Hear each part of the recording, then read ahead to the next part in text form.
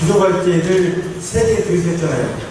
그래서 많이 힘드실 거라고 이렇게 생각하면서 저녁 식사도 기다리고, 그래서 가능하면 여러분의 뜻에 동의해서 깎고 웃고 심도 있게 하고 싶은데 여러분 동의하십니까? 네, 고맙습니다. 그래서 오늘 진행할 때 하고 싶은 말씀들이 많이 있겠지만, 특히 이남용 위원장님 있겠지만은 우리가 100분이 주어졌는데 여러분께 7분만 드리겠습니다. 되겠습니까? 네! 예, 고맙습니다.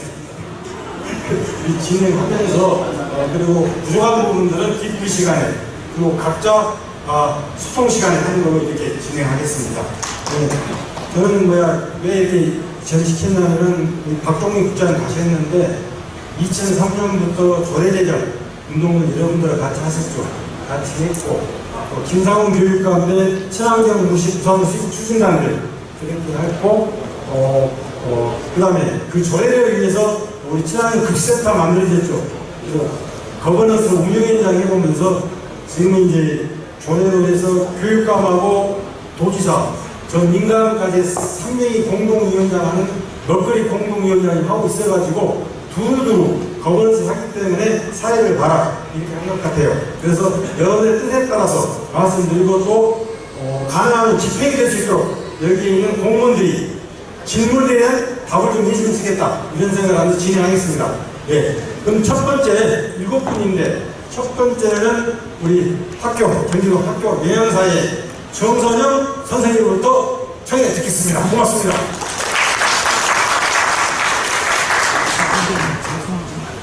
잠깐 소개도 하십시오.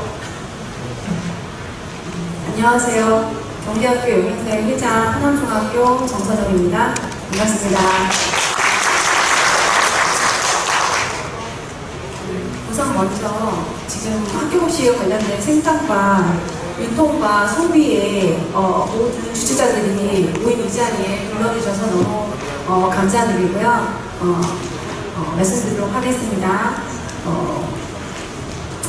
지금 저희가 우리나라에 약 600만 명이 학교급식을 먹는다고 해요, 학생들이.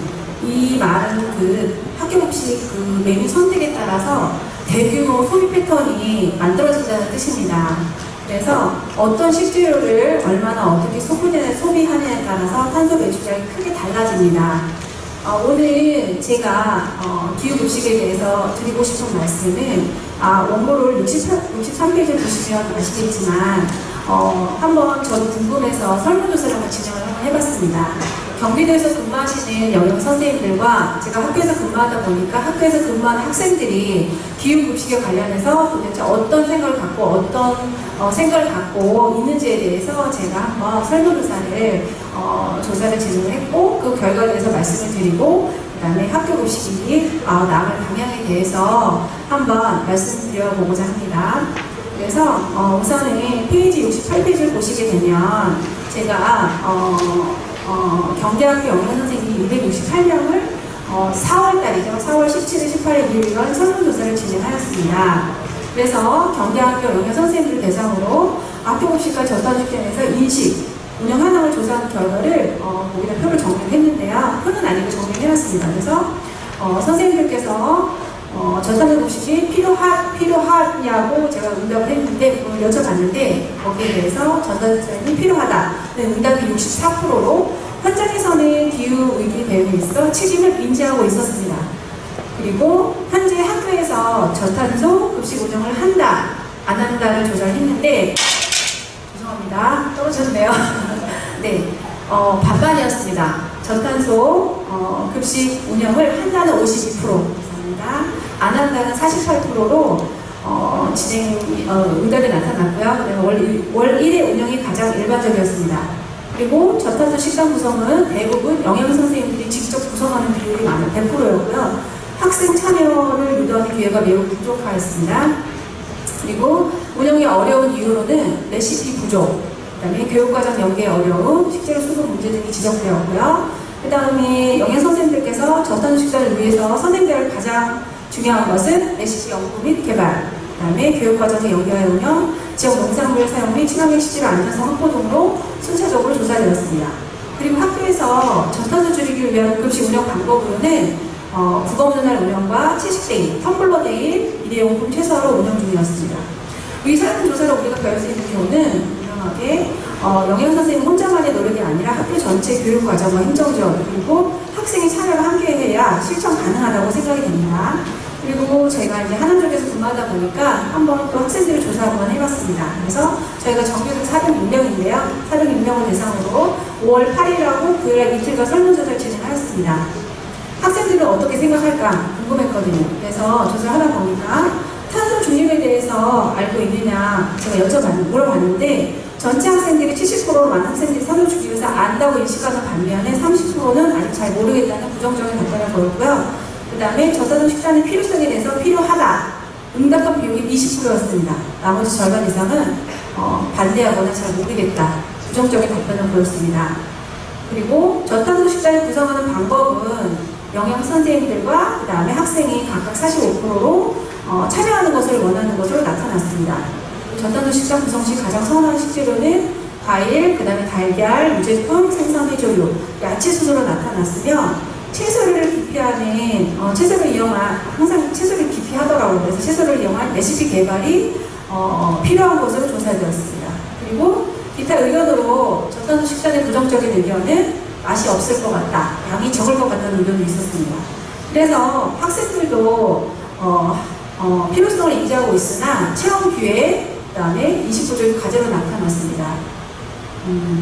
그래서 저희가 탄소 절감을 할 수 있는 학교의 역할이 무엇일까라고 좀 생각을 해보았습니다. 그래서 학교 급식은 아까도 말씀드렸지만 거대한 소비 시스템이다. 그래서 대한민국에는 약 600만 명의 학생이 매일 학교 급식을 먹고 있고 이 말은 학교 급식 메뉴를 어떻게 짜느냐에 따라서 대규모 소비 패턴을 만들고 그 다음에 이 식재료를 어떻게 사용에 따라서 소비하냐에 따라서 탄소 배출이 크게 달라집니다. 그리고 고기 소비 줄이기인데요. 육류는 특히 소고기는 온실가스 배출이 높은 식품이기 때문에 저희가 고탄소 식재료의 소고기나 가공육을 줄이고 그 다음에 식물성 단백질이나 지역 농산물을 좀 대체한다면 하루에 수천 톤의 탄소 배출 줄일 수 있을 거라 생각이 됩니다. 그리고 지역 식재료와 제철 식품 사용으로 그 다음에 수입산보다는 운송거리가 짧은 로컬푸드를 사용하면 수송 과정 탄소 배출을 줄일 수 있고요. 그리고 음식물 쓰레기 줄이기, 음식물 쓰레기 매립이나 소각에서 탄소를 배출합니다. 많은 양의 정확한 양 조절과 학생들의 기호 고려, 자율식적으로 음식 쓰레기를 줄여야 합니다. 그리고 환경교육과 함께 가야 합니다. 그러나 학교에서 저탄소의 문제점이 좀 있습니다. 그래서 기호도와 맛의 문제이고요. 그 다음에 학생들은 너무나 익숙한 튀김이나 고기요를 너무 선호합니다. 그래서 저희 같은 경우에도 상반기 선호도 조사를 했는데 정말 여러 친구들이 많이 썼더라고요. 고기 많이 주세요. 고기 많이 안 들어가면 부실하다고 생각을 하거든요, 솔직히. 그래서 고기요를 많이 선호하기 때문에 채소 중심의 식단이 좀 맛이 떨어지고 맛이 없다라고 생각을 많이 하고 있습니다, 친구들이. 그리고 그다음에 단백질 영양균형에 대한 불균형입니다. 일부 교직원 학부모는 채식 식단이 성장기 학생들의 단백질 섭취에 영향을 미칠 것을 우려합니다. 그래서 저희 같은 경우에도 학부모 모니터링 오시는데요. 채소 위주 식단을 보시게 되면 얘기하세요. 이거 성장기 학생들에게 부실한 거 아니냐. 그렇게 쓰고 가시거든요. 그래서 그런 것도 저희가 해결될 숙제라고 생각이 듭니다. 그리고 비용 증가비 예산 문제. 유기농이나 지역체장의 식재료는 일반 식재료보다 사실은 가격이 조금 비쌉니다. 그래서 아까도 얘기했지만 전에 얘기하셨지만 수입과일을 매긴다고 하는데요. 저희도 사실은 친환경 좋은 과일 매기고 싶지만 가격적인 부분이 좀 있어서 저희도 키위라든가 바나나라든가 오렌지라든가 좀 매기고 있거든요. 그런 부분들이 조금 가격적인 면에서 지원이 더 된다면 아이들에게 친환경으로 과일 매길 수 있지 않을까, 더 좋은 식재료로 제공할 수 있지 않을까 하는 생각이 듭니다. 그리고 교육적 수용의 부족 문제입니다. 저탄소 식단의 필요성과 효과를 학생부모가 공감하지 않은 단순히 맛없는 급식을 인식할 위험이 있습니다. 설문조사를 했지만 친구들은 인식을 하고 있지만 그 최저급식에 대해서 진행하는 거에 대해서 반대 의견이 굉장히 많았거든요. 그래서 이 부분에 대해서도 저희가 조금 해결될 숙제가 아닐까 싶은 생각이 들었습니다. 그래서 저희가 이 해결을 하기 위한 방법은 뭐가 있을까라고 생각을 했는데요. 아까 전에 설문조사 했지만 저희가 식단을 영양 선생님들이 100% 다 짜고 있습니다. 그래서 저희 학교를 조사하다 보니까 50%는 저희 학생들도 식단 참여를 하고 싶다고 얘기를 하더라고요. 그래서 학생 참여형 식단 개발이 필요하다고 생각이 됩니다. 그래서 학생들이 직접 저탄소 식단 메뉴를 기획하거나 식평가도로 참여한다면 거부감이 조금 흥미를 가질 수 있습니다. 그리고 맛있고 균형 잡힌 저탄소 식단 개발이 핵심입니다. 저희가 사실은 메뉴를 짜고 정말 바쁘게 하루하루 이제 식단을 짜서 음식을 제공하다 보니까 사실은 시간이 많이 부족해요. 그래서 레시피 부족이 굉장히 많거든요. 그래서 이 저탄소 식단을 하기 위해서도 이 레시피를 하나 짜기 위해서도 많은 시간과 조사와 시간이 좀 필요한데 지금 레시피가 좀 많이 부재된 상태예요. 그래서 이 부분에 대해서도 저희가 제가 책을 하나 갖고 오긴 했는데 저희 같은 경우는 이제 이 책이 무슨 책이냐면 저희 광주하남교육지원청에서 저희가 이제 공동식당 연구를 진행을 했어요. 재작년인 것 같아요. 작년 아니고 재작년이 23년도 같은데 저희가 기업식 관련해가지고 책자를 만들어 놓은 게 있어요. 그래서 저희 교육청으로 책을 만들었는데 이거 궁금하시는 분들 테니까 보시면 될 것 같은데요. 기후급식이라는 레시피가 저희 선생님들이 하나 모아가지고 책자를 만들었어요. 좀 많이 부족하지만 그래도 저는 이거를 갖고 급식에 활용을 좀 했거든요. 그래서 좀 체계적으로 이런 급식 레시피를 좀 만들 수 있는 연구회라든가 아니면 그런 것들 교육청에서 지원을 해주셔서 좀 만들 수 있는 기회가 된다고 한다면 선생님들이 어려움 없이 기후급식을 좀 식단에 적용할 수 있을 것 같은데 사실은 학교에서는 너무 빠르게 돌아다 보니까 이 기후급식, 채식급식에 대한 그런 레시피가 많이 부족한 상황이에요. 그래서 이런 부분들도 조금 저희가 많은 노력이 필요하지 않을까라는 생각을 좀 해봤고요. 그 다음에 지속적인 영양교육과 교육과정 내에 연계해서 지금 급식 홍보가 병행되어야 되는데 제가 교육과정을 확인해 보니까 기후급식 관련해서 교육과정이 없더라고요. 저희 학교 같은 경우는. 그래서 친구들도 설문조사를 했을 때 기후급식을 들어는 봤으나 매스컴에 들어는 봤으나 이거에 대해서 크게 인지하지 못하고 있었고 그리고 기후급식을 굳이 해야 되냐는 식으로 부정적인 의견을 굉장히 많이 보였거든요. 이거는 저희 급식실만의 혼자 영양선생님만의 해결될 문제가 아니라 교육 과정 속에서 학교와 같이 공동적으로 이거를 해결될 문제라고 생각을 해요. 그래서 이런 부분들도 조금 많이 홍보가 되어야 된다는 생각이 들었고요. 정말 우리가 먹는 급식이 정말 시작일 수 있습니다. 단순히 한 끼가 아니라 기후위기 대응과 지속적인 사회로 가기 위해 교육적 수단으로 여러 환경 분명히 존재하지만 작은 실천이 모여서 큰 변화를 만든다는 믿음으로 우리 모두 관심 갖고 노력할 때입니다. 이상으로 발표를 마치도록 하겠습니다. 감사합니다. 하신 말씀이 많은데 짧게 해서 제가 항상 모든 질문 제가 드리도록 하겠습니다. 하여튼 저도 고등학교에 교사하다가 퇴직했는데 학교에 관심이 많죠. 전국에 600만 명의 학생이라고 줄었지만 지금 여기에 기술되어 있고 한 끼의 점심 식사가 아니라 이것은 우주를 바치고 살고 동반한다. 이런 것들이 개념이 돼야 되고 지금 제시한 바대로 기후급식의 실천적 접근, 실용적 접근을 지금 말씀해 주셨는데 하여튼 학교에서의 지금 우리 역할을 하려고 그러면은 인프라, 예산부터 시작해서 인프라, 영양선생님들의 충원, 그 다음에 조리 종사원들의 충원들 이것들이 수반돼야 된다. 저희 급식운동부에서 몇 번 평가를 했습니다. 그래서 경기도 교육청이 어떤 예산을 동반한 규 먹거리 생태 전환 교육 과정으로 접근해야 된다. 그래야만 성공할 수 있다. 이렇게 또 표현하고 싶은데 어떻게 동의하십니까? 예. 나중에 질문해 주십시오. 마치겠습니다. 고맙습니다. 소비자 입장에서 이렇게 구체적으로 말씀하시는데 우리 생산자 입장에서 회장님 어떻게 좀 잘 부탁드릴게요. 7분. 네. 네, 안녕하십니까. 네, 저는 경기도 친환경노동연합회 원예국가위원장을 맡고 있는 이남영입니다. 인사드리겠습니다. 네, 저는 오늘 이 자리에 나오면서 지난 20년간 친환경농업을 하면서 10년을 안전한 농산물을 생산하여 모두를 건강하게 세상을 다 살아가는데 조금이라도 기여해보자 하는 생각을 하였고 나머지 10년은 경기도 친환경농업연합회 임원 역할을 하면서 우리 농업인의 목소리를 들었고 그중 4년은 학교 영양사 선생님 여기 옆에 계신 여러분들의 선생님들의 말씀을 듣고 생산자와 소비자의 목소리를 들으며 아이들의 건강과 농민들의 지속가능한 농업 유지를 위해 어떠한 중재자 역할을 하면 좋을까라는 생각을 하면서 4년을 지켜왔습니다.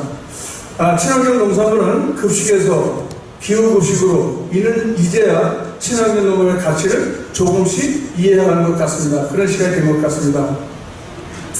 오늘 주제는 기후위기 시대, 미래 시대에 대한 건강한 먹거리가 이 주제가 된 것 같습니다. 학교 급식에 참여하고 있는 경기도 친환경 농민들께서는 이미 친환경 농업 실천을 위해 통해서 탄소 배출 실험을 실현하고 있기에 이를 좀 더 빨리 확산시켜서 모든 농민이 참여하여 탄소 배출을 줄이는 데 기여하고 미래 세대를 기후위기 속에서 해방시킬 수 있는 방안을 먼저 제안하고 싶습니다. 제가 이 자세한 내용은 교재에 나와 있는 것대로 다 말씀드리다 보면 7분 안에 끝내지 못했기 때문에 구체적인 내용은 교재에 있는 걸로 대처를 하고요. 제 생각만 전달해 드리는 시간을 활용하도록 하겠습니다. 이해해 주시기 부탁드리겠습니다. 탄소 흡수원이라 하는 산림보다는 유기농업의 탄소 저감 효과가 5배나 높다고 합니다. 연구 결과 자료에 나온 집에 자세히 담겨 있고 참고하시기 바랍니다. 그리고 또한 아까 우리가 유기농업의 그 강의를 하신 분께서도 우리가 그런 얘기를 들었죠. 그래서 모든 건 다 공감하고 있는 것 같고요. 그래서 전 산업분야에서 뿜어내는 탄소 배출을 저감을 위해서는 농업 생산 분야 친환경 전환이 가장 빠르고 효과적이라고 생각합니다. 이를 위해서는 정부가 적극 나서야 합니다. 첫째, 국가는 왜 우리는 친환경 농산물을 생산해야 하는가 하고 생산해야 하고 이를 소비해야 하는가에 대해서 국민의 합의를 이끌어내야 된다고 생각합니다. 친환경 탄소 저감 효과를 비롯한 다양한 공익적 가치를 국민에게 홍보하고 친환경 농산물 소비를 활성화하기 위한 지원도 마련해야 합니다. 둘째, 해외 선진 사례처럼 학교뿐만 아니라 군대, 병원, 복지시설 등 공동급식의 친환경 농산물 사용 비율을 의무화하고 정부가 예산을 적극 지원해야 된다고 생각합니다. 셋째, 돈 없는 친환경 농산물 계약 제외를 확대해야 합니다. 넷째, 소비자들이 농산물을 외형이 아닌 가치 기준을 소비를 할 수 있도록 인식, 확산을 다양한 방향으로 식생활 교육도 활성화해야 한다고 생각합니다. 다섯째, 친환경 농업 직불금을 인상하여 친환경 농업의 60%밖에 안 되는 친환경 농민들의 소득을 보전해줘야 한다고 생각합니다. 여기 이제 관행 농업의 60%밖에 미치지 못해서 친환경 농산물이 그래서 그것을 보전해줬으면 좋겠다 제안을 드리고 있고요. 이러한 정책들이 이루어진다면 기업들이 탄소 배출권 때문에 외국으로 나가는 일은 없을 거라고 생각하며 친환경 농업 면적이 늘어날수록 기후위기에 크게 완화될 수 있다고 생각합니다. 지금 이것은 우리 경기도 정책이 잘 서 있기 때문에 유일하게 전국에서 경기도만이 친환경 농업인 인구가 늘어나고 있습니다. 이것은 친환경 농업이 정부 정책이 얼마나 중요한가에 대해서 반증이 되고 있습니다. 다음으로는 우리 경기도 친환경 시에 대해서 반한 점도 말씀드리고 싶습니다. 첫째, 유치원, 어린이집, 고등학교 등 아직 친환경 급식을 하지 않고 있는 곳에서 예산 걱정이 없어서 예산 걱정 없이 친환경 농축산물이 공급될 수 있도록 급식 예산이 확대되길 바랍니다. 올해 급식 예산이 작년에 비해 삭감돼서 9월 추경 때 추가 예산이 채워지지 않으면 연말쯤에는 친환경 급식이 어려워질 수 있다는 소식이 들립니다. 더 확대되지는 못할 망정 하던 것도 사라지게 돼서는 안 된다고 생각됩니다. 아까 여기 국장님께 개별적으로 말씀드렸습니다만 국장님 가셨는데 여기 국장님께도 이제 말씀을 드렸습니다. 친환경 농업도 지속될 수 있도록 예산 확보에 실서 주시기 바랍니다. 그렇지 않으면 결국 농민과 학교 현장은 갈등만 깊어질 수 있다는 생각도 한번 해봤습니다. 이는 지난 4년간 농민을 위하고 선생님 여러 번을 생각하면서 중재자가 돼서 느낀 점을 여기 선생님 여러분과 우리 농업인들께 드리고 있는 말씀입니다. 둘째, 학생들이 내 급식에 대해 최종 결과물이 아닌 과정에 대해서도 이해하고 기후급식을 실천한 주체가 될 수 있도록 농장 체험 교육이 활성화되기를 바랍니다. 이는 환경의 가치를 배우는 것도 넘어 농민과의 교감을 통해 지역사회 구성원으로서 주체의식을 배우는 장도 될 수 있습니다. 제재로는 학교급식 주체 간 다양한 소통의 장이 마련되길 바랍니다. 오늘과 같이요. 농민들은 애써 생산한 농산물이 아이들이 밥상에 올라가지 못하고 물류장에서 되돌아가는 경우를 자주 합니다. 해마다 품목별로 많게는 70여 건의 재배 기술을 교육하고 있지만 해마다 달라지는 기후변화에 대처하기는 너무나 힘겹습니다. 그 학교 교육 현장에서도 우리 농민들의 알지 못하는 수많은 어려움이 있을 것입니다. 얼굴을 마주한 우리끼리 여기 계신 모든 분들과 이해와 배려가 높아질 수 없습니다. 서로의 어려움을 이해하고 서로가 고쳐나갈 수 있는 점을 찾아 나갈 수 있는 관계가 될 수 있도록 우리가 자주 만날 수 있었으면 좋겠습니다. 끝으로 어려운 환경 속에서 아이들의 건강을 걱정하며 건강한 식단을 제공하시느라고 늘 고생이 많으신 영양사 선생님들께 지난 4년 동안 많은 도움을 주신 점에 깊이 감사드립니다. 그리고 끝으로 경기도에 제안을 드리겠습니다.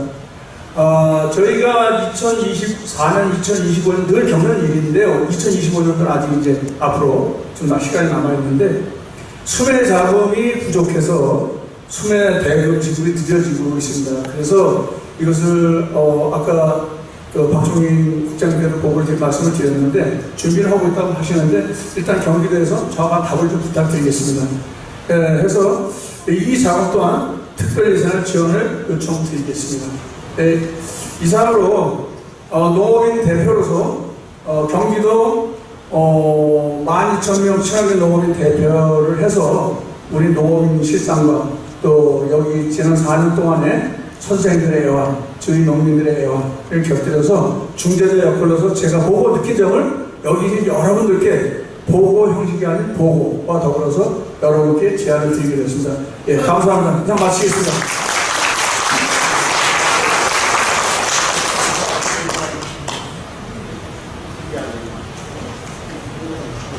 죄송합니다. 더 말씀하셔야 되는데 죄송해요. 이해해 주십시오. 여튼 지금 우리 이남용 위원장님은 어떻게 보면 여기에 우리 친환경 원예분과 수도작품과 추가회장님들이 오셨는데 사실 우리 관행 농업들이 있는데 친환경 농업하면서 숱한 어려움과 갈등, 유혹 속에서도 지켜낸 어떻게 보면 탄소 중립에 독립운동을 하신다. 여러분 동의하시죠? 네. 그래서 우리 경기도만이 유일하게 지금 친환경 면적이 늘어나는 것들. 농민들도 고생하셨지만은 경기도의 친환경 급식의 차액 지원들 그 역할이 컸습니다. 진흥원의 실행 역할들 원장님, 최창 원장님 고맙습니다. 근데 여기서 요구하는 예산이 부족하다. 친환경 급식의 예산 차액 지원도 늘려야 된다. 친환경 급식 단가를 학교에 올려야 된다. 그래야만 고등학교까지 자신있게 할 수 있다. 이것들이 바로 영혼입니다. 영혼들. 그것을 해결하기 위해서 아까 우리 회장님이 제안했던 것들 거버넌스, 급식의 주체들이 모여서 논의하고 해결해 나가자. 이런 부분들이 바로 오늘 행사하고도 이렇게 일맥상통하겠죠. 그래서 하실 말씀을 많이 하셨으니까 이것들이 바로 각종 위원회에서 제안되고 또 그냥 의제로 설정되기를 부탁드리면서 다음 또 넘어가겠습니다. 자동으로 하십시오. 네, 반갑습니다. 시흥시 학교급식 지원센터의 임경입니다. 소리 괜찮으신가요? 너무 크지 않으시죠? 네. 소리가 막 제게 울려가지고.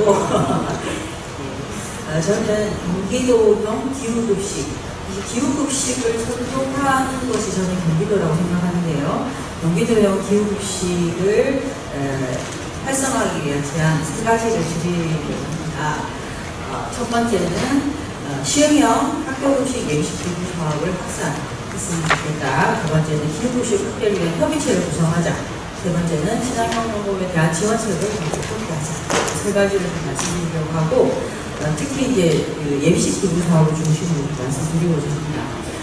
기후급식에 대해서 사실은 어쨌든 작년부터 이 기후급식이라는 용어를 사용하고 있고 우리 모두 이거야 라고 할 수 있는 명확한 정의가 사실 되어 있지 않은 상태고 이번 그 9월에 있을 컨퍼런스에서 어쩌면 이 기후급식에 대한 정의를 좀 같이 공감하고 올 안에 경기도에서 전국 최초의 기후급식에 대한 정확한 명확한 어떤 정의를 내릴 거라고 저는 생각합니다. 어쨌든 기후급식이라는 것은 학교급식을 하기 위한 식재료 생산, 그래서 탄소 중립, 그리고 그것을 배송하는, 운송하는 과정에서의 탄소 중립, 그리고 급식 레시피라든지 식단에서의 탄소 중립을 할 수 있는 식단, 이런 것들도 굉장히 중요할 것 같습니다. 네, 또 한 가지 중요한 것이 폐기에 대한 문제.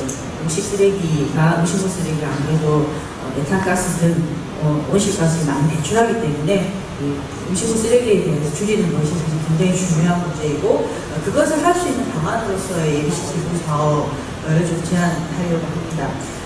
저희가 예비식 기부 사업을 하게 된 거는 학교 선생님들이 코로나를 겪으면서 너무 많은 음식물을 갖다 내버렸던 경험이 있습니다. 코로나 때 갑자기 확진자가 나오면서 2,000명도 음식을 한 번에 다 버려야 된다든지 이런 것들을 겪으면서 굉장히 좀 힘들어하고 마음도 힘들고, 네, 그 멀쩡한 음식을 버리는데 얼마나 마음이 아프겠습니까, 그죠? 네, 이런 것들을 겪으면서 이 음식을 기부할 수 있었으면 좋겠다. 그런데 코로나 전인 19년도까지는 전국에 푸드뱅크가 있거든요. 그 푸드뱅크를 통해서 기부를 많이 했었습니다. 할 수 있는 루트들이 있었는데 코로나를 겪으면서 오히려 그 푸드뱅크가 그 역할을 안 했습니다.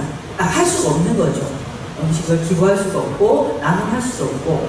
근데 아이러니하게도 코로나를 겪으면서 이 취약계층은 훨씬 더 두터워졌습니다. 더 많아졌고 더 어려워졌고, 그래서 먹거리 취약계층의 그런 배고픔 어려움이 훨씬 더 많아진 거죠.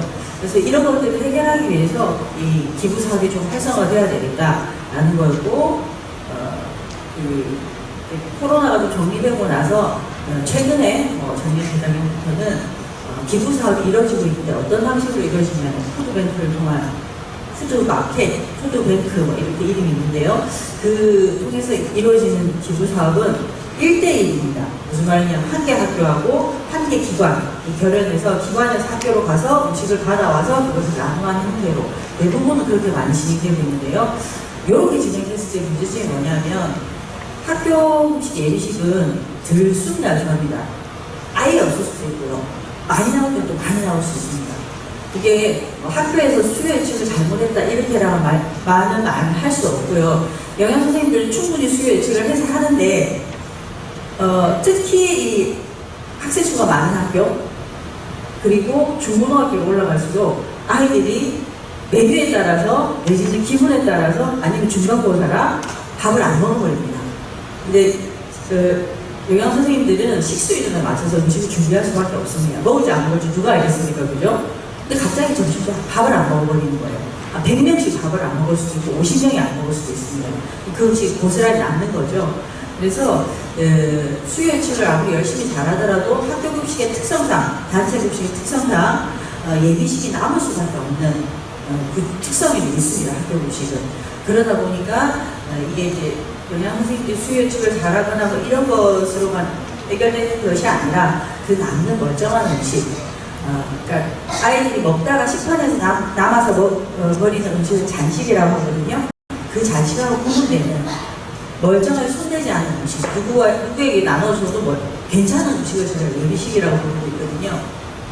그 예비식을 기부하는 것들이 꼭 필요한 상황이고, 그것이 이제 시흥형이라는 게 뭐냐면, 그러니까 1대1 매칭하는 게 일반적인데, 시흥에서는 한 4-5개 학교와 한 개의 복지관을 연결합니다.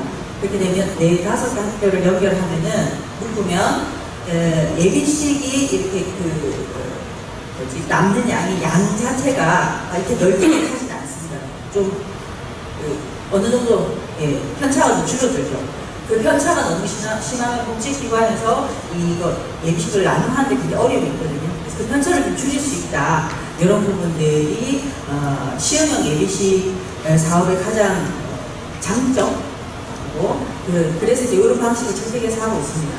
두 번째, 저희 시흥센터에서 이 사업을 하면서 좀 장점이자 잘 되는 부분이 뭐냐면, 주체 간의 소통이 굉장히 잘 됩니다. 그 두 가지 방법으로 하고 있는 하나는 실무자 회의를 1년에 3번 해서 학교 영양 선생님, 저희는 올해 같은 경우 24개 학교에 6개 복지기관이 참여하고 있는데 24개 학교 영양 선생님, 6개 복지기관 담당자, 그리고 배송기사님들까지 다 모입니다. 다 모여서 실무회의를 1년에 3번 해서 이 사업에서 개선해야 될 것들을 같이 나누고 서로 함께 개선점을 찾아서 고치고 이렇게 하고 있습니다.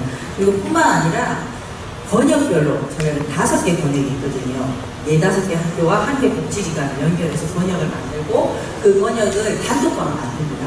그래서 4-5개 학교 영양 선생님, 1개 복지기관, 그 다음에 배송기사님, 우리 센터까지 들어가서 단톡방을 운영하는데 그 단톡방에서 일상적인 소통도 계속 이루어지고 오늘 어느 학교 갑니다, 지금 갑니다, 뭐가 통이 없어요, 뭐 이런 것들을 일상적으로 공유합니다. 공유하고 또 중요한 게 이 단톡방을 통해서 뭐가 이루어지냐면 학교에서는 음식 쓰레기를 처음에는 학교가 참여할 때는 음식 쓰레기를 좀 줄여봐야지 이런 마음으로 참여했었어요. 근데 이게 우리가 보낸 음식이 도시락으로 만들어서 학교로 필요한 분들은 나눔하는 과정들이 단톡방으로 계속 공유가 되거든요. 이 사진이 이제 91페이지를 참고해서 보시면 되는데 이런 것들이 계속 일상 공유되다 보니까 학교 입장에서 영양 선생님이나 거기 참여한 조리종사원들이나 아니면 학생들까지도 이렇게 좋은 일이 좋은 일이구나. 이렇게 나눔이 되는구나. 이런 뿌듯함을 느끼는 이런 생각이 되고 있습니다. 그리고 굳이 경제적인 효과를 한번 해보자면 90페이지 참고해주시면 작년도에는 저희가 17개 학교 5개 복지기관이 참여해서 진행했는데 이걸 경제 가치를 한번 환산해봤어요. 도시락 하나당 6,000원 정도로 환산해서 해보니까 연간 한 8,500만 원 정도의 도시락 가치가 나오더라고요. 이게 음식물 쓰레기로 버려졌을 때 쓰레기 처리 비용은 한 440만 원 정도, 합치면 이게 대략 한 9천만 원 정도의 경제적 가치가 원래는 그냥 버려져서 없어질 내지는 쓰레기 처리 비용을 내야 되는 것들이 새로운 어떤 경제적인 가치가 발생하더라 이런 거고요. 그 91페이지 아까 보시면 도시락 나눔하는 사진도 있고 밑에는 저희 올해 새로 들어온 자활은 이분들이 이제 계속 매일매일 만나는 분들이어서 댁에 가서 이렇게 식사를 차려서 드신 거를 사진을 이렇게 공유해 주셨어요.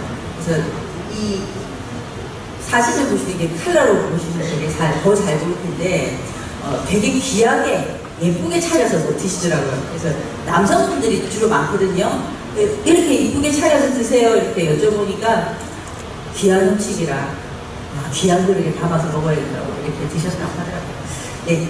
그리고 올해 저희가 좀 92페이지 보시면 새롭게 알겠습니다. 새롭게 이제 한 것이 복지기관에서 그동안 받기만 했는데 학교로 감사하다는 감사장이나 간식이나 편지 같은 것들을 좀 전달하는 게 6월달에 진행했는데 학교에 영양 선생님뿐만 아니라 조리종사원들이나 교장 선생님 이런 분들까지 굉장히 이게 참 좋은 사업이구나 뭐 이런 것들을 가슴 훈훈하게 하는 일들이 있었습니다.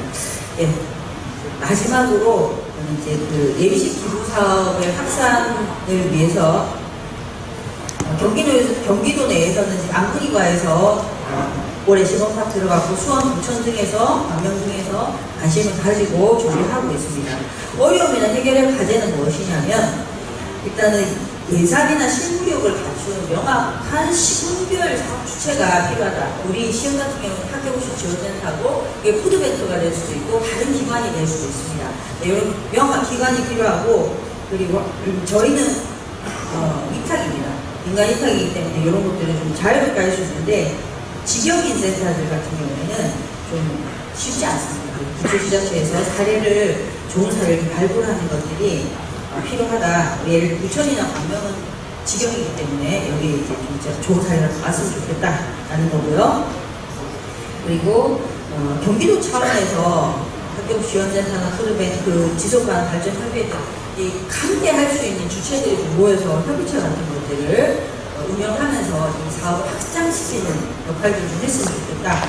그리고 저희가 예산이 들어가는데 뭐냐면 용기나 수집비가 주 예산입니다. 요 예산을 지금 시군이 다 부담하고 있는 거를 경기도가 매칭으로 좀 해주면 경기도도 이 사업을 참여할 수 있고 또 이제 확산되는 데 큰 도움이 될 거라라는 거고요. 마지막 다른 제안 두 가지는 기후급식을 확대하기 위해서는 경기도와 교육청, 영양사회 시민센터 등 관련 주체들이 참여해서 하는 협의체를 운영할 필요가 있다. 요거는 아까 이제 계속 영양사님들이 얘기하는 게 학교에서만 힘으로는 안 된다 이렇게 말씀하셨잖아요. 그런 것들 함께 대안을 찾아 나가야 된다.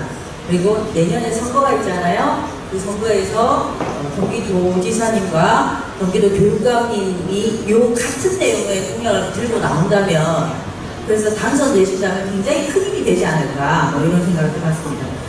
마지막으로 친환경 농업 너무 힘들잖아요. 오늘도 전 블루베리 농장 갔다 왔는데 나무가 다 타버렸습니다. 열매는 쪼그라들어 있고요. 익어버렸습니다. 그러니까 타버렸습니다. 네, 이런 친환경 농업을 하는데 너무 힘든 어떤 그 극단적인 기후 속에서 힘들게 농업을 하고 계시는데 우리가 급식을 통해서 좀 차익을 드리고 이것만은 안 될 것 같습니다.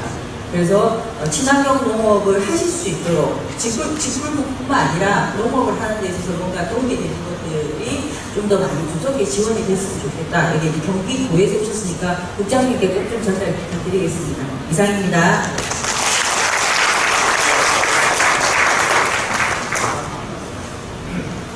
그 경제적 효과가 있는데 근거 있게 계산이 된 거예요? 예, 고맙습니다. 하여튼 우리 그 신분센터는 사실은 생산자와 학교, 지역과의 연결, 미드필드죠. 엄청난 중요한 역할을 하고 특히 기후급식, 먹거리, 교육 분야에서의 어떤 그 남다른 선도적 역할을 했던 센터도 많이 있지만 우리 시흥센터가 유별나게 칭찬 많이 받는 곳이 이렇게 생각을 합니다.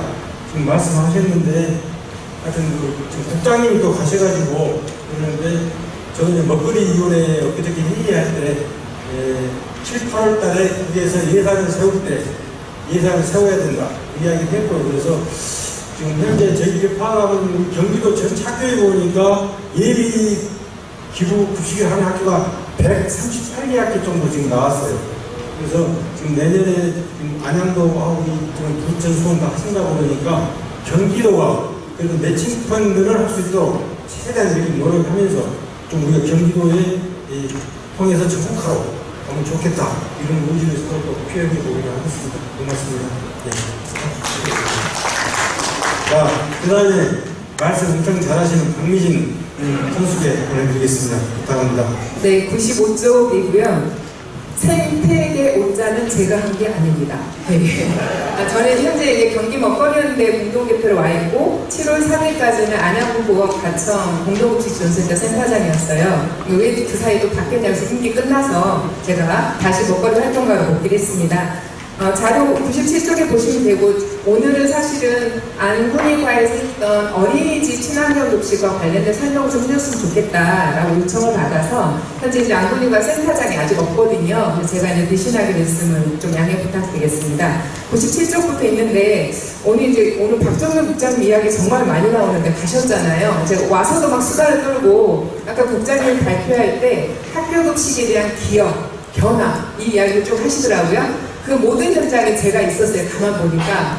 그래서 저희가 2002년 학교급식 조례제정 운동 시작해서 친환경 무상급식을 2009년, 2010년도 시작하고 현재 뭐 진용원 중심으로 공공성 강화하고 이제는 교육급식 오늘 20년까지 뭐 구현 선생님 옆에 계시지만 저희가 한 24년 됐더라고요. 도대체 학교급식의 끝은 어디인가 이러면서 하고 있는데 일단 이제 어린이집을 이야기를 하게 된 이유는 여기 대부분 학교급식과 관련된 도시들이 많으시잖아요. 학교급식은 다 아시겠지만 품목별로 공급을 합니다. 농산물 따로, 축산물 따로, 가고 싶은 따로 품목별로 공급을 하고 학교가 품목별로 입찰을 보거나 또는 이렇게 진흥원이나 기타 생산자 단체나 직접 거래해서 가져오고 이렇게 하면 되는데 어린이집은 안양이 어린이집, 국공립 어린이집을 기준으로 시범사업을 했거든요. 국공립 어린이집 원생수가 굉장히 많을 것 같잖아요. 근데 원생수가 25명부터 가장 큰 어린이집이 93명입니다.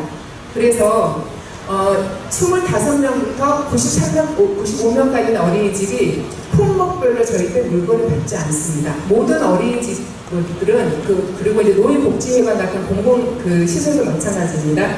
전 품목을 한꺼번에 공급받습니다. 농산물부터 한꺼번에 다 갖다 줘야지 농산물 100g, 뭐 쌀 몇 그램 이렇게 가져올 수 없거든요. 그래서 전체를 다 갖다 주는 업체가 필요하고, 참고로 어린이집의 기존에 납품을 하는 업체들은 각 지역에 모두 물류 창고가 없습니다.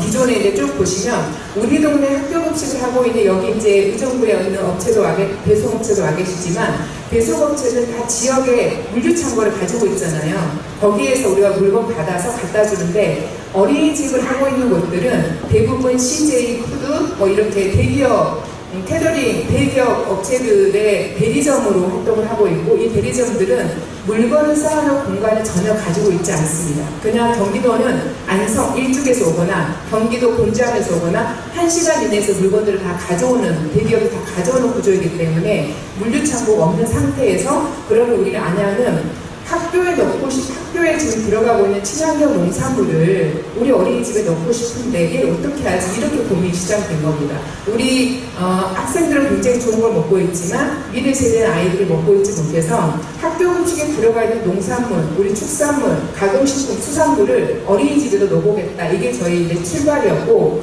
그러려고 하다 보니까 어린이집에 공급해줄 수 있는 업체 중에 물류 창고가 있는 곳을 찾아내야 되는데 처음에 하나도 없었어요. 그래서 업체들이랑 협상을 했어요. 우리가 어린이집을 하고 싶은데 너네가 요건을 갖춰야 된다. 물류 창고 하나 만들어라. 그래서 물류 창고는 임대해도 되지 않습니까? 물류 창고 만들어서 거기에 우리가 경기도 농수산진흥원에서 친환경 농산물을 갖다 줄게. 그리고 센터가 준비하고 센터가 공동구매하고 수산물도 거기 갖다 줄게. 지방도 축산물 그리 갖다 줄게. 우리가 갖다 주지 못하는 품목은 너네가 갖다가 한꺼번에 갖다 줘. 이런 구조가 된 겁니다. 그렇게 해서 통합으로 공급할 수 있는 업체를 선정하고, 그 업체한테는 경기도가 공급할 수 있는 품목별로 농산물, 축산물, 가공식품, 수산물, 저희 센터가 공동구매하는 품목까지를 그 물류창고에 갖다 주면, 그 물류창고에서 저희가 지금은 CJ 대리점을 쉽게 말하고 있거든요.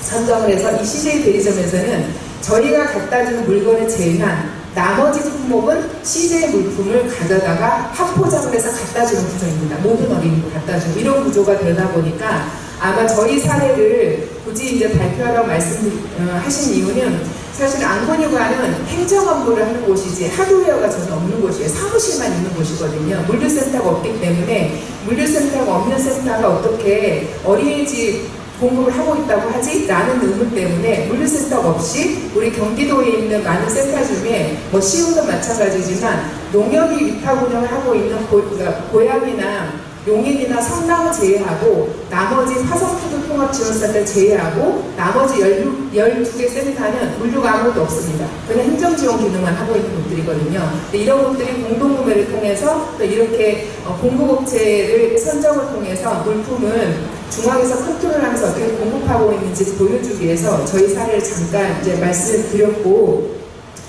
자세한 내용은 쭉 자료에 제가 꼼꼼히 잘 해놨거든요. 한번 보시면 될 것 같고, 100페이지를 보시면 저희가 이제 어린이집이 지난해가 안양이 44개의 국공립 어린이집이 있었고, 희망조사를 했더니 그 중에 22개 어린이집이 시작을 했습니다. 굉장히 어려워했습니다. 왜냐하면 일단 수발주가, 우리는 학교급식은 AT 공공음식 프로그램 쓰잖아요. 어린이집은 그런 거 하나도 쓰지 않습니다. CJ 프로그램이 너무 잘 돼 있고요. 업체 프로그램은 핸드폰 하나 클릭하면 다 됩니다. 근데 갑자기 그걸 공공음식 플랫폼을 써야 합니다. AT 그거. 그러는 순간 모든 어린이집 이거 불가능합니다. 왜냐? 일단 시스템 불편하고 AT 프로그램에 저희가 모든 물품을 다 갖다 줄 수 있는 게 아니기 때문에 저희 물품은 거기서 발주를 하고 나머지는 CJ 대리점에서 CJ에서 발주하는 이런 구조가 되다 보니까 분리발주가 되어 있다 보니 불편해서 못하겠다. 이런 문제들도 굉장히 많았고, 품목도 농수산진흥원에 저희가 품목을 농산물 받지만 농산물이 여기 있는 것처럼 74개, 이게 코드 번호거든요. 74 품목이 아니라 74개 품목, 그 코드 번호라서 사실 공급할 수 있는 품목이 굉장히 제한적이었습니다. 근데 굉장히 많은 걸 쓰고 있는데 우리 지역에서 공급할 수 있는 물량이 너무 작다 보니 당연히 어린이집에서는 우리가 쓸 수 있는 품목이 너무 작아, 규격이 안 맞아, 제품의 질은 경기 친환경이가 좋은 것 같아. 그러나 우리가 쓸 수 있는 게 많지 않아. 그리고 이용하는데 코드가 분리되어 있으니까 불편해. 그리고 이런 여러 가지 이제 어려움을 내고 있어서 그거에 대해서는 제가 101페이지에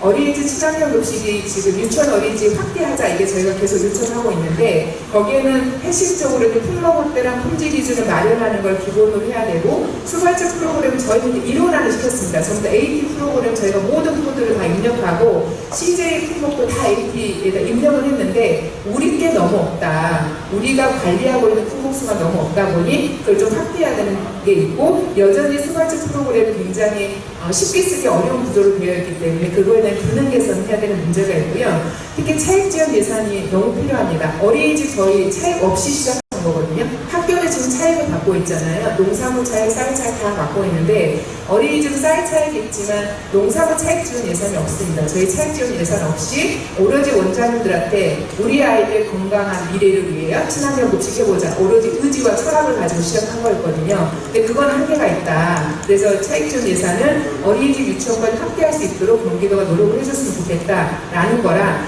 지금 현재 가장 큰 문제는 방학 중에 어린이집에 공급하기 어려운 구조입니다. 진흥원은 학교 급식을 중심을 하고 있기 때문에 학교가 방학을 하게 되면 물류차가 이동하지 않습니다. 그러면 우리 어린이집에서 공급업체 차량을 진흥원 와서 물건 싣고 갑니다.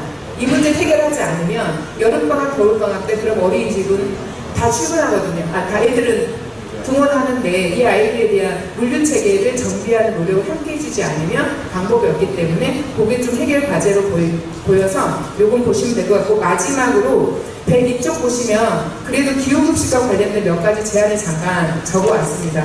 참고로 안양은 아까 우리 시흥에서 말씀하신 것처럼 잔식기부서 저희는 잔식으로 했어요. 학교 영양선생님들 합의해서 공식적으로 잔식으로 썼고, 예비식 기부 사업을 시작을 해서 3톤 정도 사업을 시작해 굉장히 지금 반응이 좋은 상태로 하반기까지 좀 확대될 거고, 이 나비 효과가 경기도 내에 전국적으로 확대될 수 있을 거라고 생각하고 있고요. 지속 가능한 경기도 기후급식을 제안은 102쪽에 있는데, 첫 번째는 저는 우리가 어찌됐든 저는 그러니까 사업으로 보면 사업 대상을 확대하는 노력을 해줬으면 좋겠다. 그러나 학교급식도 100% 완성되어 있지 않습니다. 앞에 자료되어 있지만 경기도 전체 초중고를 기준으로 친환경 급식을 하는 학교는 58% 정도밖에 되지 않습니다. 학생수 기준으로 하면.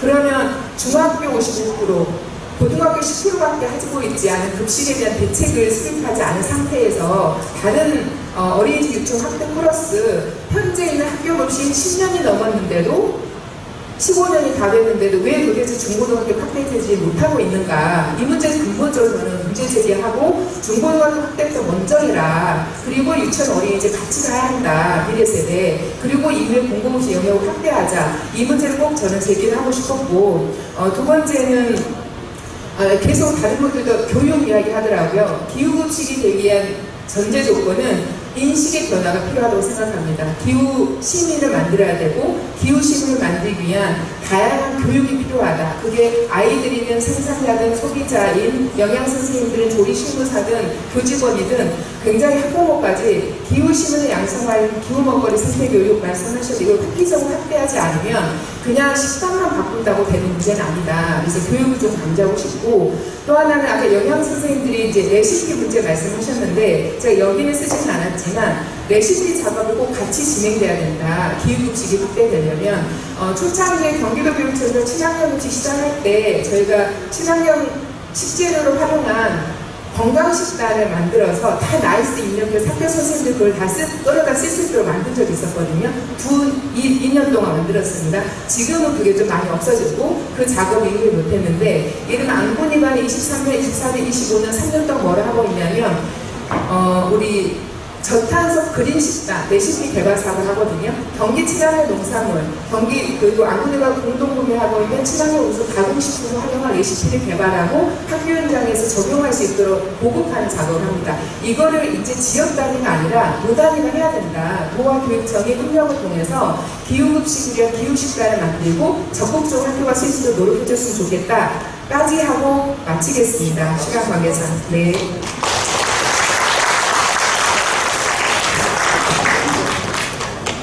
우리 박민현 대표님 저랑 25년 됐죠. 이제 급식운동 조례제 할 때 같이 했는데 아마 전국적으로 우리 경기도형 지금 나왔는데 경기도형 친환경 계약제부터 시작해서 또 무상급식에 중심되면서 직접 도약, 그 다음에 현재 아주 어려운 것들도 사실 이재명 도지사 계셨을 때 어린이 급식 10회 조사도 한번 했어요. 그러나 10회로 진행되지 못했어요. 그만큼 시스템들이 어려운 거잖아요. 근데 우리 안양군 보호왕에서 하시면서 시범하면서 실제적으로 접근 방법을 만들어내야 답을 만들어가는 경기도 이 사례를 그래서 매우 훌륭하다고 생각하는데 여러분도 그렇게 느끼시죠? 네. 그래서 일체이 이야기지만 공공시의 첫 출발은 초, 중, 고등학교다.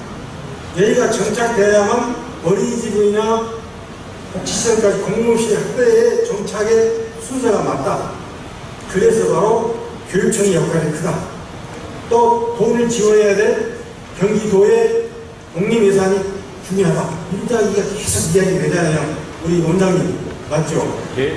예. 그래서 앞으로 꼭 여기에 지금 제안한 대로 꼭 실행되기를 좀 바람하지 않습니다. 그 다음에 마지막에 두 분이 지금 아마 우리 지금까지 각종 토론회에서 먹거리나 학교식 토론회에서 가장 지금 이렇게 모습이 처음일 거예요.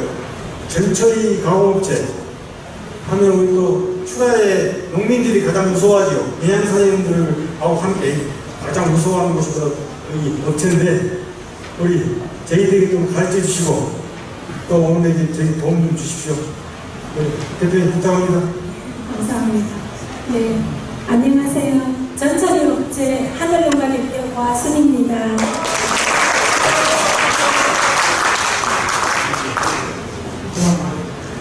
요즘 117년 만에 7월 초 폭염으로 농산물을 생산하시는 농업인 대표님들께서 고충이 참 많으시리라 생각됩니다.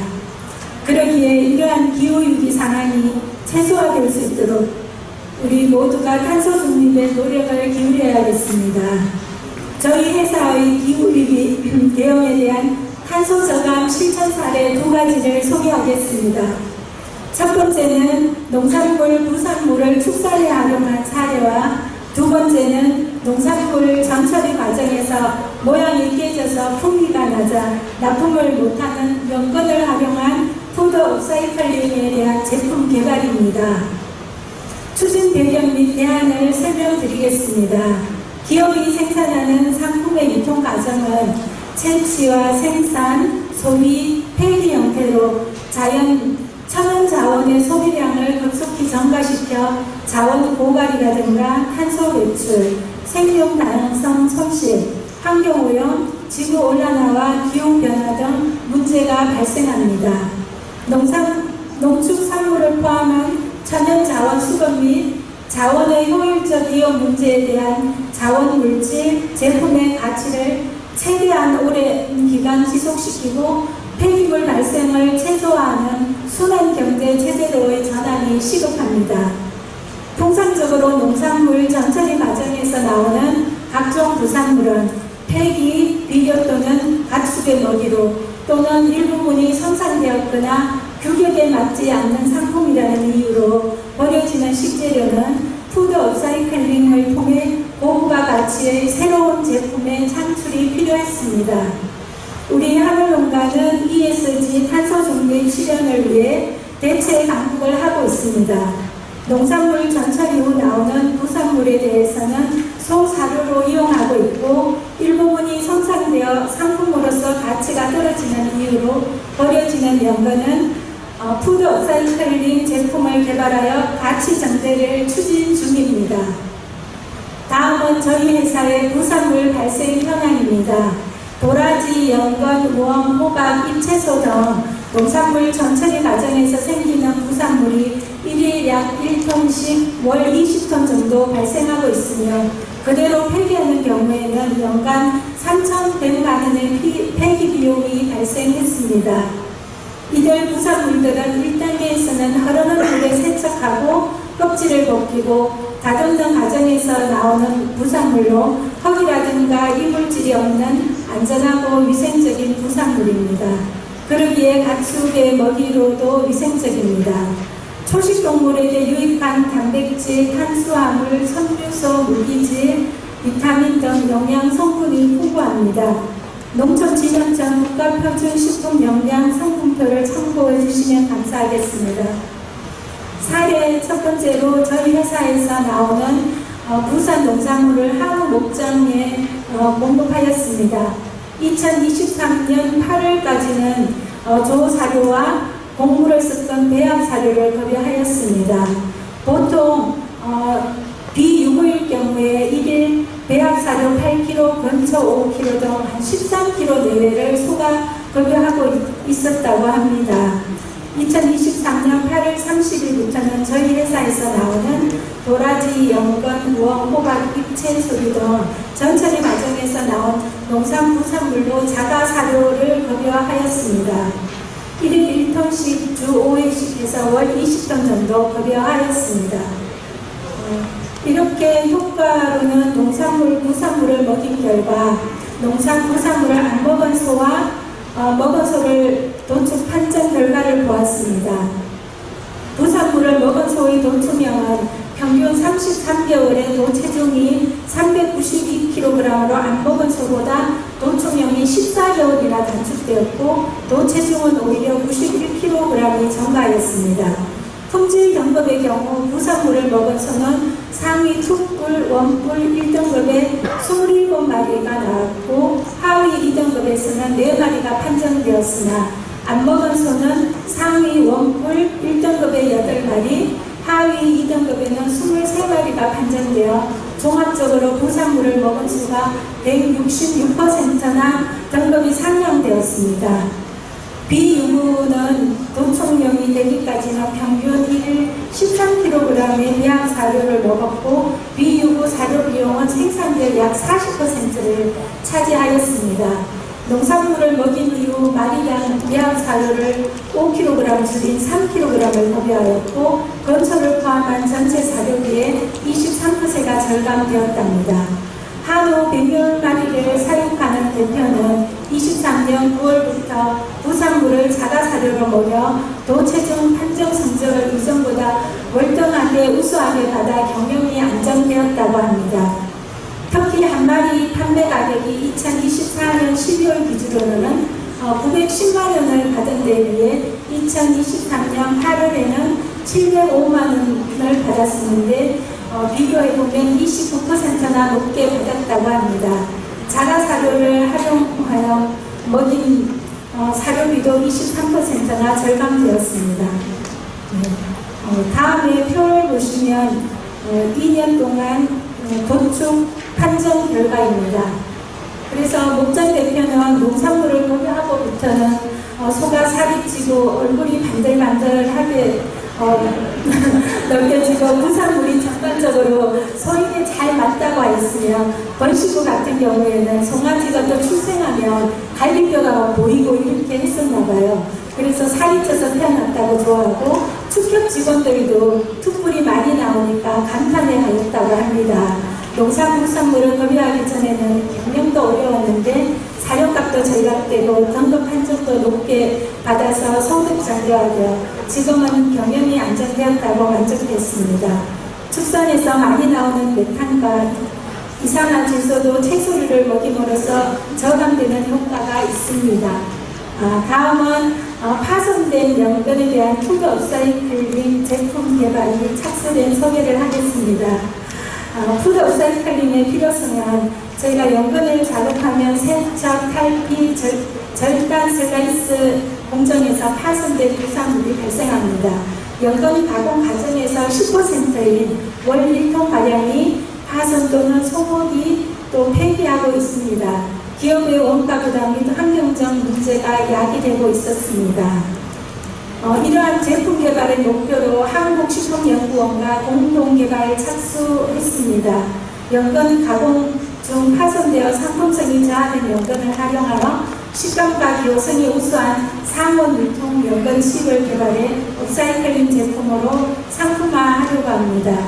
건조 칩스 내 샐러드 토핑, 밥 토핑 등 여러 제품을 개발하고 있습니다. 국산 연근은 품질과 기능성이 우수한 식품 원료로 효율적으로 활용할 경우 2차 가공을 통한 보부와 같이 생산 제품이 가능합니다. 건조 조건을 설정하고 갈변 억제 기술 등 병합 공정 최적화를 통한 생산 효율성을 향상시키고 있습니다. 연근 칩의 다양한 응용 가능성을 기반으로 제품군을 활용하여 제품 포트폴리오를 확대 추진하고 있습니다. 업사이클링 및 친환경 소비 트렌드 충족을 통한 시장 점유율 확대와 원가 절감 및 부가가치 제품 개발을 통한 수익성 개선을 할 수 있습니다. 농산 부산물의 업사이클링 제품 개발을 통한 ESG 경영 실천과 탄소 중립 등 친환경 식품 산업 발전에 기여할 것으로 봅니다. 이상으로 저희 회사에서 작은아마 실천하고 있는 탄소 중립 실천 사례에 대해 소개드렸습니다.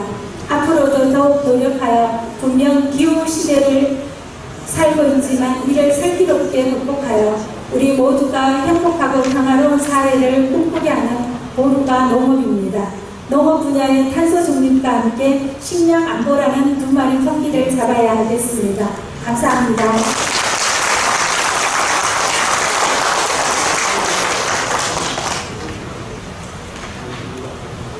데뷔하시기 때문에 1분 더 드리겠습니다. 하여튼 저희가 좀 배우고 또 공감하는 시간이었잖아요.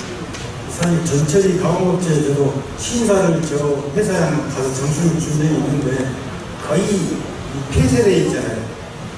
그리고 또 저분들의 역할은 학교에 들어가기 때문에 엄청 큰 영향을 미치는데 오늘 제가 학부모님들하고 영양선생님들 회사에 돈 좀 들여가지고 견학도 시키고 이렇게 하면서 하면은 홍보도 잘 될 것 같아요. 예. 하여튼 뭐 보니까 이 농산물, 부산물 먹는 소가 도충 연령이 낮아가지고 그걸 먹으면 빨리 먹는 거예요. 그게 빨리 그래서 머리가 좋으면 안 먹어야 돼. 머리 좋은 소는. 하여튼 너무 잘 배웠고 나오면서 기쁜데 이야기 부탁드리고 하여튼 한 가지 부탁드리는 것은 농민들이 어렵게 저도 자원봉사 가면은 품위 기준 있잖아요. 못 숨기고 적고 하는데 전철이 없이 무서워가지고 농민 추가하기 힘들다 그 이야기 민원을 몇 번 받았어요. 그래서 좀 그런 부분들은 학생들에게 건강에 큰 이상이 없는 한 진짜 너그럽게 봐주시고 간단하게 민원을 대신에 부탁드리겠습니다. 네.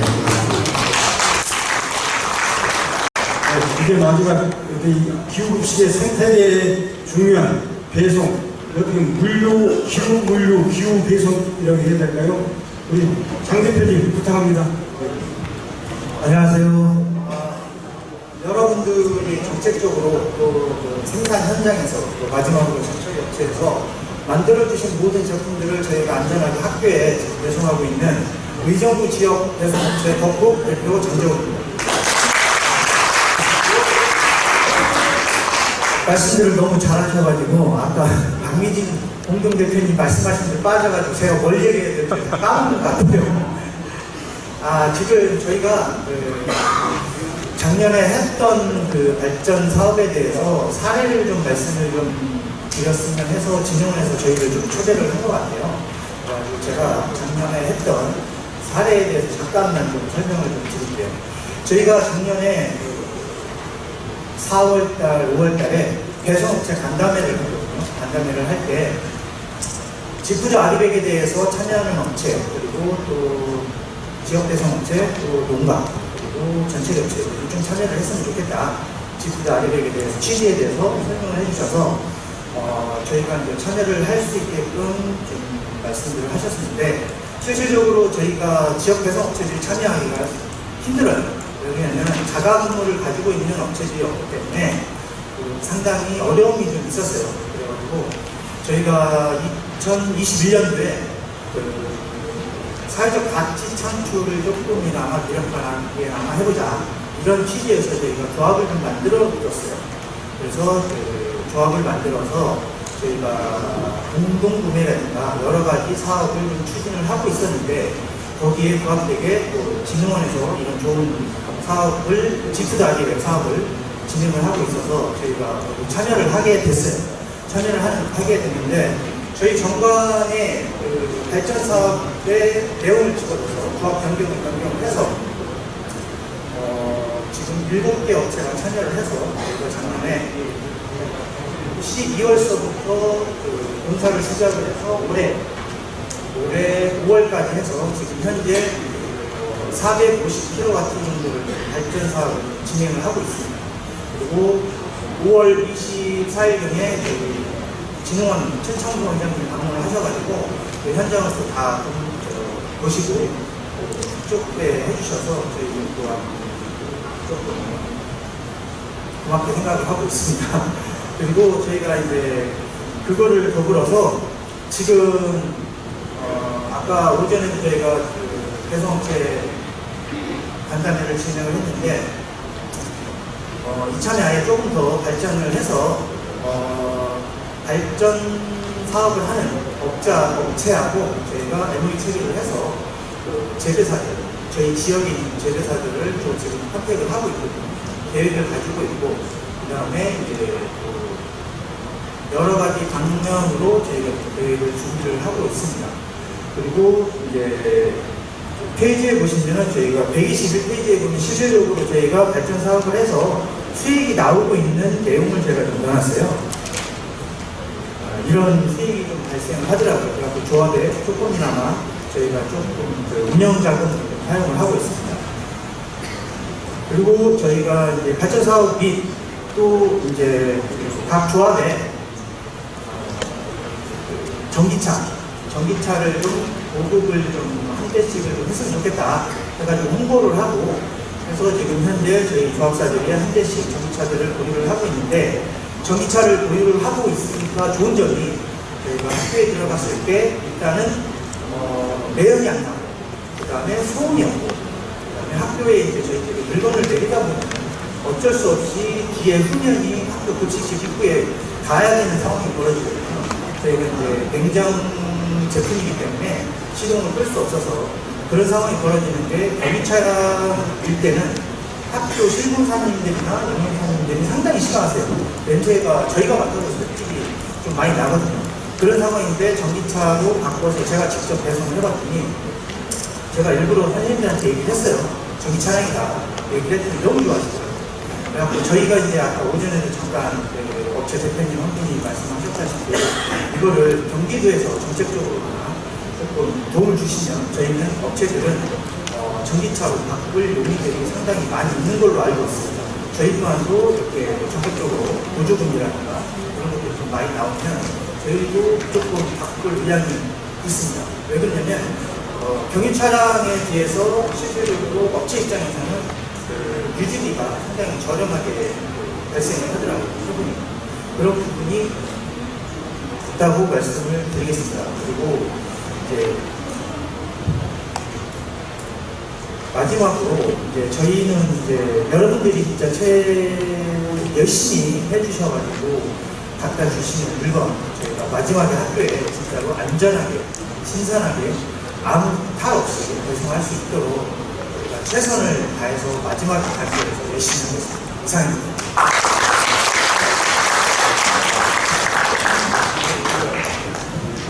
급식하면서 배송업체 일하시는 분들에 대해서 미안한 감이 있었지만 서로 바쁘다 보니까 저희들도 감사하는 이야기를 우리 농민들이나 소비자들 많이 못했습니다. 정말 고생하시고 가로는 안 되니까 가로 배송하면 가로 네 가로 다행히 그래서 하여튼 그 인간의 가슴을 갖고 있는 배송업체로 하여튼 태어나시기를 저희들도 연대하겠습니다. 고맙습니다. 아마 농수산진흥원하고 엄청 MOU 체결해서 친하신가 봐요. 열심히 하고 계세요. 예, 고맙습니다. 자, 그 다음에 이제 마지막 토론인데 아마 국장님 가셨는데 친환경 부시센터 학교 팀장인데 교육청에서 가장 고위급입니다. 고위급이 지금 나오셨어요. 그래서 이의영 학교 팀장님 지금까지 나왔던 이야기를 한번 정리하시고 제안 이야기하십시오. 예. 네, 오래 기다리셨습니다. 친환경 학교급식, 친환경 급식지원센터 학교급식 팀장 이의영입니다. 네, 지금 얘기를 쭉 들어보니까 제가 지금 답변 드릴 수 있는 건 다 돈 문제인데, 네, 답변 드릴 수 없는 부분들이 참 많아서 죄송합니다. 제가 최근에 들었던 말 중에서 참 좋은 단어가 있더라고요. 문장이. 동원에서 동행으로 가는 시대에 왔다. 이제 우리가 도나 정부에서 이끌고 가는 게 아니라 급식 주체들이 결국은 이끌고 가는 시대가 된 것입니다. 그리고 또한 동원일체란 말이 있지 않습니까? 우리가 먹는 것이 우리가 된다는 얘기 있었는데 아까 재생 유기농에 대해서 들으면서 우리가 지구 생태계에서 모든 것들에 대한 배려를 통해서 우리가 그 배려된 음식을 먹는 것이 또한 우리를 배려하는 것이고 우리 삶을 배려하는 것이 아닐까라는 생각이 들었습니다. 그러면 순서대로 한번 한 말씀 순서대로 정리를 해보겠습니다. 정선영 학교 영양사회 회장님께서 기후급식에 대한 정의가 좀 명확하지 않다는 의견을 주셨고 식단 계열과 교육과정에서의 연계가 반드시 필요하다는 의견을 주셨습니다. 도 입장에서는 그 식단과 그리고 기후급식에 대한 세부적 매뉴얼을 작성해야 될 필요성을 느끼게 되는 발언이었습니다. 이남영 원외국가위원장님께서 발언을 해주신 것은 차액과 수혜자금에 대한 예산 확대를 말씀을 하셨습니다. 제가 이 자리에서 말씀드리기엔 좀 어려운 부분이 있고요. 작년에 비해서 예산이 작년 본예산 수준으로 세워졌고 저희가 일행 수령을 통해서 작년의 집행액 수준까지는 지금 예산을 확보한 상황입니다. 그런데 올해 아시다시피 농산물 가격이 많이 올랐기 때문에 저희가 추가로 2차 추경을 지금 진행 중에 있는데 지금 그것에 대해서 명확히 답변 드릴 수 없음을 양해 부탁드립니다. 그리고 네 번째로 이민영 특별분과위원장님께서 예비식 기부 사례에 대해서 말씀하시면서 용기 수집비에 대한 예산 편성을 요청을 하셨습니다. 그리고 경기도와 교육청 영양 선생님께서 함께하는 협의체를 구성하는 것에 대한 필요성도 얘기해 주셨는데요. 이거는 지금 제가 이 자리에서 답변드리기 좀 어려운 점 양해 부탁드립니다. 그리고 박미진 센터장님도 또한 예산에 대해서 얘기해 주셨습니다. 고등학교 확대와 어린이집 차입 지원과 그리고 물류에 대한 지원과 그리고 레시피를 도 차원에서 개발해야 되지 않냐라는 의견을 주셨는데요. 저희가 검토를 해보겠습니다. 그리고 고아순 하늘농가 대표님께서는 부산물을 사료 제공을 통해서 어떻게 하면 이 남는 전처리 과정에서 남는 음식물에 대해서 어떻게 활용할 수 있는지의 좋은 사례를 보여주셨고요. 정재월 지역대성 경기도 공공급식 협동조합 대표님이시나요? 네네, 대표님께서는 태양광 에너지, 발전 에너지에 대해서 말씀을 해주셨습니다. 그래서 전기차 보조금 얘기를 해주셨는데요. 네, 제가 답변드렸습니다. 네. 다 돈으로 귀결되네요. 네. 저는 이만 마치겠습니다. 네.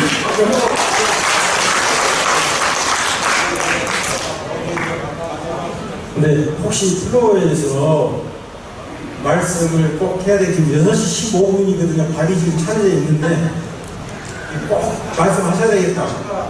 예, 잠깐 조금 되겠구나. 예, 자, 계신 분들 손, 왼손.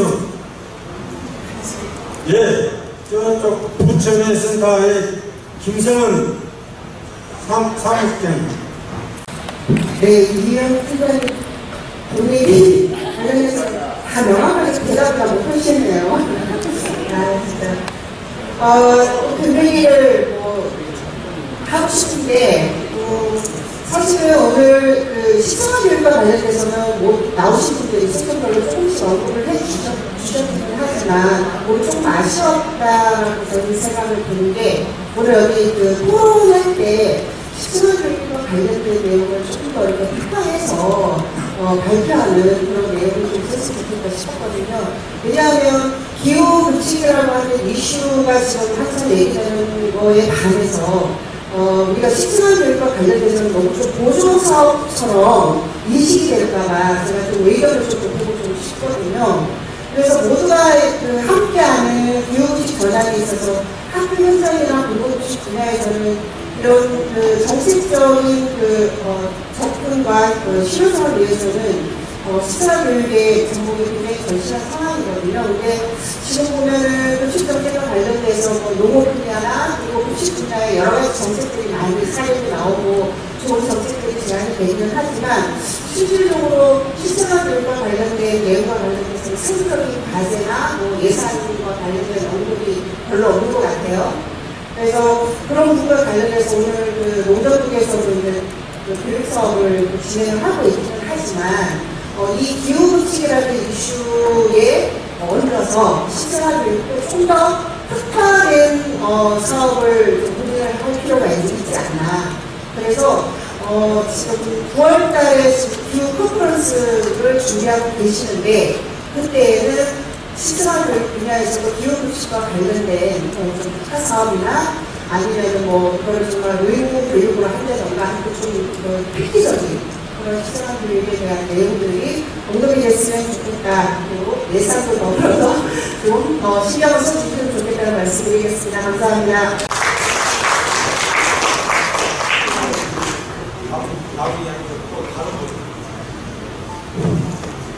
여기 추가해서 많이 오셨는데 시흥에 이병훈 회장님부터 많이 오셨는데 한 말씀 하셔야지 좀 어려운 걸음 하셨는데 할 말씀 쓰십니까?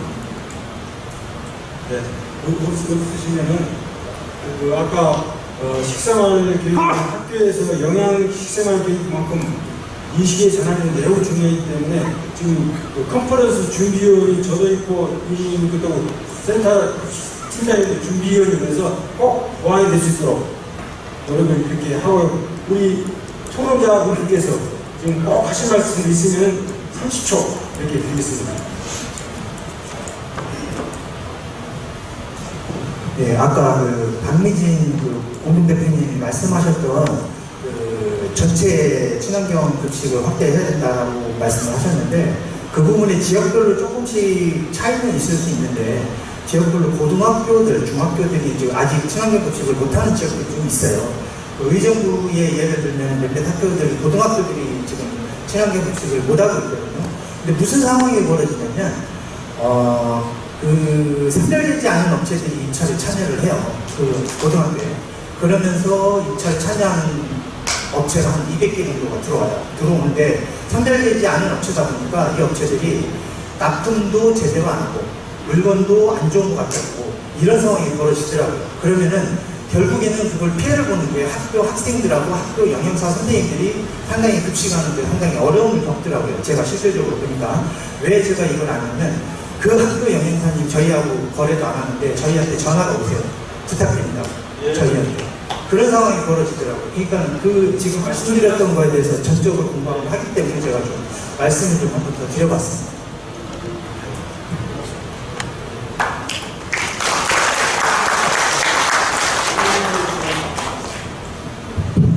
네, 제가 원래 좀 많이 하는 편인데요. 7분 안에 끝내라가지고 그냥 요점만 착착착 말씀드렸습니다. 또 30초에 끝내라고 해서 간단하게 말씀드리도록 하겠습니다. 기후급식 우리 모두의 이 모든 인류의 과제가 지금 됐죠. 근데 모든 예산 중에서 지금 이 시대에는 기후급식에 대한 예산이 제일 우선시되어야 된다고 저는 생각합니다. 그것이 곧 대한민국 우리 모두가 살 수 있는 길이고 미래 세대가 살 수 있는 길이다. 이런 생각입니다. 아까 우리 이혁 팀장님께서 예산대가 다 볼 수가 없다 이런 말씀하셨는데 물론 없죠.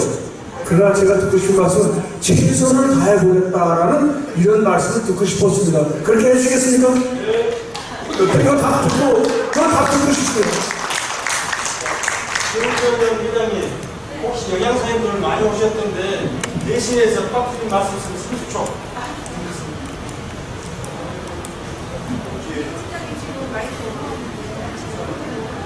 아, 넘어갔어요? 네, 아직 말씀 안 하셨어요. 아, 네. 저는 항상 최선을 다하고 있습니다. 언제? 네. 네, 박수 쳐주시죠. 네, 마지막으로 말씀드리겠습니다.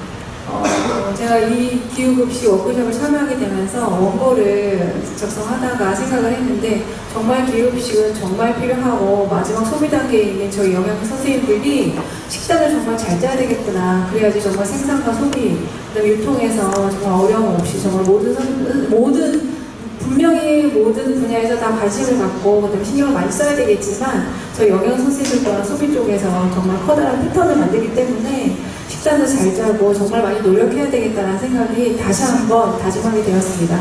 한번 이번 기회로 다시 한번 마음을 다잡고 더 열심히 학교 급식을 위해서 아이들을 위해서 열심히 노력할 것을 다짐합니다. 네, 이상입니다. 감사합니다.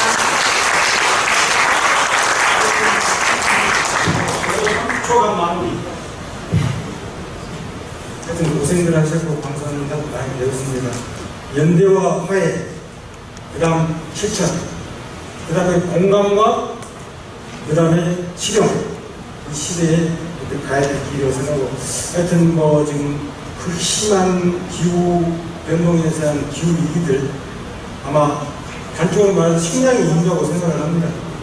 식량위기, 바로 지속가능한 인류의 문명 파괴되고 불가능하죠. 그런데 모두 다 어렵고 중요하다는 것들은 공감하나, 중요성을 공감하나, 그러나 긴급성에 대해서는 정치나 행정이나 우리나라 생활에서 동떨어져 있어요. 이 시간 이후부터 아까 말씀하셨던 기후식, 세상을 산다는 입장으로 오늘 모였으니까 거버넌스, 협치, 연대 부탁드리겠습니다. 수고하셨습니다. 네, 상암 주최 대화방은 마무리됐습니다. 오늘 제시하신 소중한 아이디어 의견 정말 감사드립니다. 하나, 둘, 셋.